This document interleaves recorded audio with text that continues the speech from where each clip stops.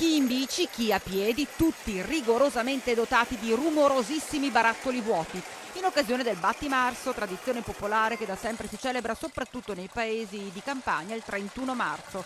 Un fiume di bambini, di famiglie delle due comunità di Mussolente capoluogo e della frazione di Casoni riuniti per fare festa. Una festa nata ancora durante la Serenissima Repubblica di Venezia, nelle campagne appunto, per aiutare dopo i filò del freddo inverno la natura a risvegliarsi e ad essere rigogliosa.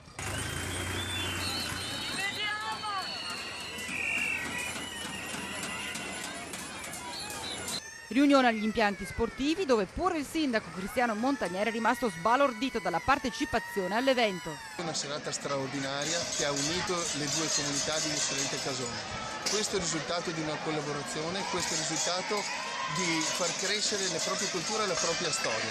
500-600 persone sono numeri che parlano e la dicono lunga sul fatto che le due comunità non si possono, anzi si debbano unire sempre di più.